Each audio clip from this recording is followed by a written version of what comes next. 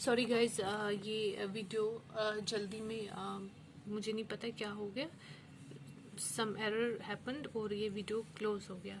तो हम रिज्यूम करते हैं और फिर ओके। तो now if your direct speech in past simple, ये पास्ट परफेक्ट में चेंज हो जाएगी। For example, she said I taught online yesterday, ये ऑलरेडी आपकी स्पीच पास्ट में है। Now we will change it like this. She said she had taught online yesterday because past simple past perfect में change हो रहा है। I taught change हो गया she had taught में। Past continuous, she said, now past continuous, अगर past की action है but continuous action है। She said I was teaching earlier, it will get changed into past perfect continuous। She said she had been teaching earlier। Now, if your sentence is in past perfect, she said the lesson had already started when he arrived. ये यहाँ पे क्या होगा, कोई change नहीं होगी। Past perfect direct past perfect में ही जाएगा, कोई चेंज नहीं आएगी। सिर्फ आपके क्वोटेड मार्क्स हटेंगे और क्वेश्चन मार्क हटेगा और कुछ नहीं होगा। She said the lesson had already started when he arrived. See you can see, अगर ये आप याद रखिए, ये एक्सेप्शन है। अगर आपका direct speech already past perfect में है, वो पास्ट परफेक्ट में ही रहेगा। जब आप उसको इनडायरेक्ट स्पीच में चेंज करेंगे, सिर्फ क्या चेंजेस आएंगी, आपके ये इन्वर्टेड कॉमर्स हट जाएंगे और आपका ये रिपोर्टेड वर्ब के सामने कॉमा हट जाएगा, बाकी सेम रहेगा। ओके, तो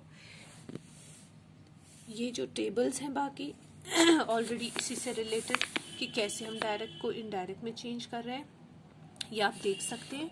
जैसे आपके हैं मॉडल वर्ब्स, मॉडल वर्ब्स कौन से होते हैं आपको पता है, विल, वुड, कैन, कुड, ये सारे जो ब्लू कलर से हाईलाइटेड वर्ड्स में लिखे ये आपके मॉडल वर्ब्स है। अब ये यहाँ पे बताने की कोशिश करें, जब हम मॉडल वर्ब्स यूज होती है हम हमारे स्पीच में, अब अगर उनको हमें डायरेक्ट टू इनडायरेक्ट चेंज करना है तो क्या होता है। लाइक अगर आपका डायरेक्ट में विल है, वो वुड में चेंज हो जाएगा इफ आपका रिपोर्टिंग वर्ब ऑलरेडी पास्ट में है। अगर प्रेजेंट में है, अगर ये सेज है, ये सेड के बजाय यहाँ सेज होता, दैट मीन्स आपका रिपोर्टिंग वर्ब प्रेजेंट में, तो आपका विल ही रहता। सिर्फ आपके कोटेड मार्क्स हट जाते, लेकिन आपका विल वुड में चेंज नहीं होता। मैंने आपको पहले ही बताया, if your reporting verb is very important. Reporting verb present में है तो स्पीच भी प्रेजेंट में रहेगी, even if you are going to change it into an indirect speech. लेकिन अगर आपका रिपोर्टिंग वर्ब प्रेजेंट पास्ट में है, तभी आपकी ये स्पीच जो है, ये कोटेड स्पीच जो है, ये यहाँ पास्ट में बदल जाएगी। Can changes into could, must changes into had to, must changes into had to, must हुआ जरूरी है, सो ये हैड टू में चेंज होता है। Shall changes into should, may changes into might. Okay, तो आपको इसमें इंट्रोडक्शन ही बस ज़रूरी था, कोई ज़्यादा डीप जाने की ज़रूरत नहीं है। और मुझे नहीं लगता है कि मतलब जितना मैंने आपको समझाया that is more than enough. Okay, तो ये सारे टेबल्स जो हैं ये इसी से रिलेटेड है, तो ये आपकी होमवर्क है, आप इसको खुद से अंडरस्टैंड करेंगे। ओके, ये सारे जो टेबल्स हैं ये इसी से रिलेटेड है। अब हम देखेंगे, अब ये क्या यहाँ पे जैसे बता रहे टाइम चेंज, अगर टाइम चेंज का हमें फॉर एग्जाम्पल जैसे अभी बताया, मॉडल वर्ब्स जब डायरेक्ट से इनडायरेक्ट में जाते हैं तो कैसे चेंज होते हैं। Like will gets changed into would, can gets changed into could. अब अगर टाइम की बात हो रही है, जैसे टाइम का जिक्र है, तो टाइम डायरेक्ट स्पीच में जो है वो इनडायरेक्ट स्पीच में हम कैसे लिखेंगे, मैं 2-4 पढ़ूंगी, बाकी आप लोगों की होमवर्क है। Like this changes into that, this evening, that evening, today, yesterday, these days, those days. आपका अगर डायरेक्ट में दिस है, वो दैट में चेंज हो जाएगा। टुडे, यस्टरडे में, जस्ट इस चीज को याद रखिए students, these days, those days में चेंज हो जाएगा जब आप डायरेक्ट स्पीच से इनडायरेक्ट स्पीच में जा रहे होंगे। अगर आपकी डायरेक्ट स्पीच में नाउ है, वो इनडायरेक्ट स्पीच में देन में चला जाएगा। A week ago, a week before, last weekend, the weekend before last, or the previous weekend. Here gets changed into there. Next week gets changed into the following week. Tomorrow gets into the change into the next or following day. See, like for example, how long have you worked here? She asked me how long I have worked there.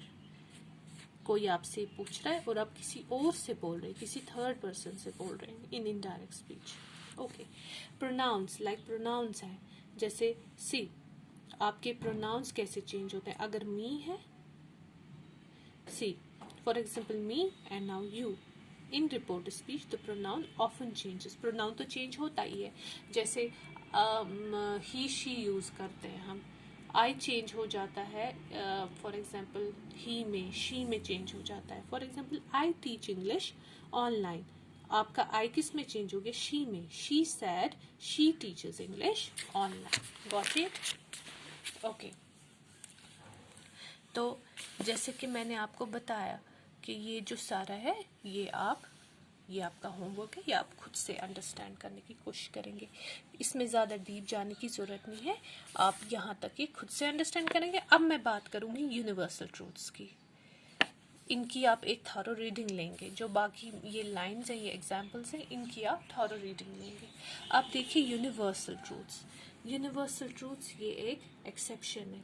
Universal truths कौन से truths होते हैं? Universal truths होते हैं for example the sun rises in the east, the sun sets in to the west, each and every action has a reaction. Okay, physical laws, universal truths, ये जो चीज़ें हैं अगर ये आपकी डायरेक्ट स्पीच में होंगी इस तरीके की स्टेटमेंट्स, जस्ट रिमेंबर इनका टेंस कभी चेंज नहीं होता है। आपका स्पीच मार्क हट जाता है, आपका कॉमा ज़रूर हट जाएगा, लेकिन याद रखना जो आपके जैसे प्रोवर्ब्स हैं, जैसे यूनिवर्सल ट्रूथ्स हैं, कहावतें हैं, कुछ फिजिकल लॉज हैं, यूनिवर्सल लॉज हैं जो कि that are based on truth, उनका टेंस कभी चेंज नहीं होता है। ये बात अब याद रखिएगा, भले ही आपकी डायरेक्ट स्पीच किसी भी टेंस में हो। फॉर एग्जाम्पल डायरेक्ट स्पीच में हमने लिखा है माई father said honesty is the best policy, ये एक यूनिवर्सल ट्रूथ है। इनडायरेक्ट में कैसे लिख रहे हैं, my father said that honesty is the best policy. See, have we change the tense? बिल्कुल भी नहीं, सिर्फ आपका ये स्पीच मार्क्स हट गए और आपका ये कॉमा हट गया और हमने कोई चेंज नहीं लाई, और बाकी यूनिवर्सल ट्रूथ्स आप पढ़ सकते हैं। ओके, इम्परेटिव सेंटेंस कौन से होते हैं? तो जिनमें हम मल्टीपल एक्सप्रेशंस में बात करते हैं, फॉर एग्जांपल ऑर्डर देना है, रिक्वेस्ट करनी है, एडवाइस करना है या सजेशन देना है, तो उसमें कैसे कैसे चेंजेस आते हैं वो हम देख सकते हैं। For example the teacher said to the students do not run in the class, ये ऑर्डर है, टीचर ऑर्डर दे रही है आप लोग नहीं दौड़िए क्लास में। अब इसको कैसे हम डायरेक्ट में लिखेंगे, the teacher ordered the students not to run in the class. आप सेड को हटा देंगे और क्या लिखेंगे, ordered. Why? Because it is an ordered, order हमें पहले ही पता है। सी, इंपरेटिव सेंटेंसेस में हम कैसे चेंज लाते हैं। फॉर एग्जाम्पल मैं अपनी एक एग्जाम्पल आपको बताऊंगी, मैं सजेशन दूंगी। The teacher said to the students you should work hard. देखिए ये सजेशन है, एक एडवाइस दे रही है मैम, तो कैसे हम इसको इनडायरेक्ट में लिखेंगे, the teacher advised the students, आपका टू बी हट जाएगा, ये बात याद रखिएगा, सेड भी रिमूव होगा, पूरा सेड और टू बी ये पूरा फ्रेज रिमूव हो जाएगा, और उसके बदले जिस तरीके की स्टेटमेंट आप दे रहे हैं, क्योंकि इंपरेटिव सेंटेंस में ऑर्डर्स भी हो सकते हैं, रिक्वेस्ट भी हो सकती है, एडवाइस भी हो सकती है, सजेशंस भी हो सकते हैं।